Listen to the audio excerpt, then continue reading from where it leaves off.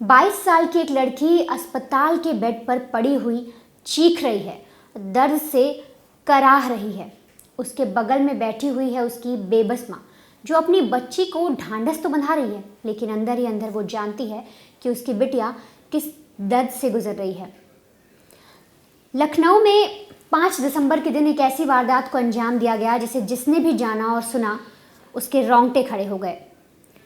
लखनऊ के अंदर जिस तरीके से 3 लोगों ने इस लड़की के साथ गैंगरेप जैसी एक घिनौनी वारदात को अंजाम दिया, और जिस तरीके से दिया वो जानने के बाद खुद डॉक्टर भी परेशान है और लड़की का अस्पताल में बहुत बुरा हाल है। साथ ही साथ जो माँ है वो काफ़ी परेशान है।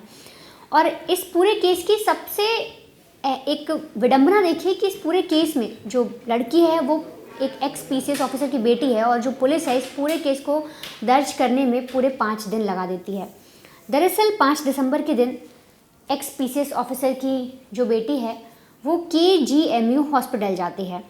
एक नामी गिरामी कॉलेज में पढ़ती है लखनऊ के, लेकिन अपनी मानसिक चिकित्सा के लिए लगातार ये केजीएमयू हॉस्पिटल जाया करती है। और इसी सिलसिले में वहाँ पर एक चाय वाला बैठता है जिसका नाम है सत्यम मिश्रा।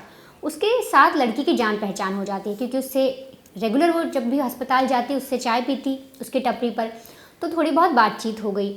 अब 5 दिसंबर की रोज़ भी लड़की अपने कॉलेज से निकलती है और उसके बाद सीधे अस्पताल जाती है, डॉक्टर से मिलती है, शाम हो जाती है, फिर बाहर आती है और फिर से चाय पीती है। अब इतने में लड़की का जो फ़ोन है वो बंद हो जाता है।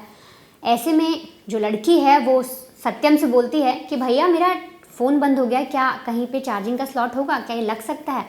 इस पर सत्यम बोलता है मैडम जी आप फिक्र मत करो, मैं अभी यहाँ इतनी सारी एम्बुलेंस खड़ी है, किसी में सेटिंग करा के आपका फ़ोन लगवा देता हूँ। लड़की कुछ देर वहीं बैठ जाती है और फ़ोन चार्जिंग पर सत्यम लगाने चला जाता है। थोड़ी देर बाद लड़की बोलती है कि अब मेरा फ़ोन चार्ज हो गया होगा, आप दे दीजिए, मुझे घर जाना है। जिस पर सत्यम चाय वाला जो था वहाँ से उठता है, थोड़ी दूर आगे जाता है और फिर वापस लौटता है और बोलता है कि जो एम्बुलेंस थी, जिस एम्बुलेंस में मैंने आपका चार्ज पर फ़ोन लगाया था वो तो चली गई है और मैंने उसका एड्रेस ले लिया है, आपको मेरे साथ वहाँ चलना होगा, वहाँ से आपका फ़ोन मिल जाएगा। अब लड़की को पहले थोड़ा अटपटा लगता है, लेकिन वो चाय वाला था, जिस तरह से उसकी बातचीत होती थी वो ठीक है, मान गए और रिक्शे पर बैठकर ये दोनों चले जाते हैं। अब रिक्शे पर बैठकर ये लोग पहुंचते हैं डालीगंज। डालीगंज पहुंचने के बाद वहां पर देखते हैं कि एम्बुलेंस तो नहीं, लेकिन एम्बुलेंस में जो शख्स मौजूद था उस वक्त, जिस फ़ोन को जिस एम्बुलेंस में चार्जिंग पे लगाया गया था उसका ड्राइवर था असलम, वो वहाँ पर मौजूद था। अब उसे आगे बताया जाता है कि थोड़ा सा आगे चलिए, वहाँ पर एम्बुलेंस है, हम आपको ये दे देंगे आपका फ़ोन। लड़की और आगे चली जाती है। अब वहाँ पर एक और दोस्त सुहेल मौजूद होता है, जो सत्यम का ही दोस्त होता है। अब 3 लड़के हो जाते हैं, लड़की अकेली हो जाती है। एक वैगनार गाड़ी खड़ी होती है, वो लड़की को उसमें डालते हैं, बिठाते हैं और वहाँ ले जाते हैं। उसका हाथ पैर बांध देते हैं, ज़बरदस्ती उसके साथ करने की कोशिश करते हैं। वो चीखती चिल्लाती रहती है, लेकिन उस जो गाड़ी है उसका म्यूज़िक बहुत तेज़ कर देते हैं।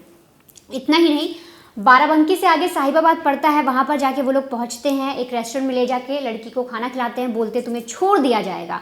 साथ ही साथ वो उस लड़की के खाने में नशीला पदार्थ मिला देते हैं, जिससे उसकी जो हालत है वो ठीक नहीं रहती, वो कुछ बेहोश सी हो जाती है, उसके हाथ पैर ठीक से काम नहीं करते और फिर उसे गाड़ी में बिठाते हैं, उसी वैगनार कार में। और वहाँ बिठाने के बाद उस लड़की के साथ ज़्यादती करते हैं, उसके साथ गैंगरेप करते हैं। चलती कार के अंदर वो घंटों तक उस कार को चलाते रहते हैं और लगातार तीनों लड़के उसके साथ गैंगरेप जैसी घिनौनी वारदात को अंजाम देते हैं। उसके हाथ पैर तक बांध देते हैं और तो और गाड़ी का म्यूज़िक इतना तेज़ कर देते हैं कि उसके दर्द, जो लड़की अंदर सिसक रही थी, रो रही थी, चीख रही थी, चिल्ला रही थी, वो सारी आवाज़ें बाहर किसी को सुनाई ना दें, और इसीलिए म्यूज़िक बहुत ही लाउड कर दिया जाता है और एक शख्स सामने बैठकर गाड़ी चलाता रहता है। अब इस वारदात को अंजाम देने के बाद वो लोग मुंशी पुलिया के पास लड़की की जो बॉडी है बेसुध होती है उसे फेंक देते हैं। कुछ लोग देखते भी हैं, फिर किसी तरीके से लड़की को घर पहुंचाया जाता है। वहाँ पर लड़की सारी बातें अपने पेरेंट्स को बताती है, अपनी माँ को बताती है, जिसके बाद पुलिस स्टेशन भी जाया जाता है और इस पूरे मामले को लिखने में ही पुलिस 5 दिन लगा देती है। खैर, इस मामले को रजिस्टर किया जाता है, एफआईआर दर्ज की जाती है, पुलिस इन्वेस्टिगेशन बिठाई जाती है।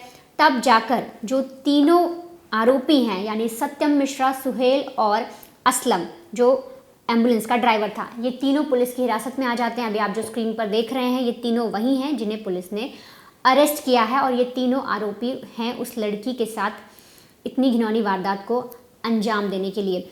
ऐसे में आरोपी तो अरेस्ट हो गए, लेकिन फिलहाल लड़के की हालत ठीक नहीं है, वो अभी भी बेसुध है, उसको कुछ समझ नहीं आ रहा।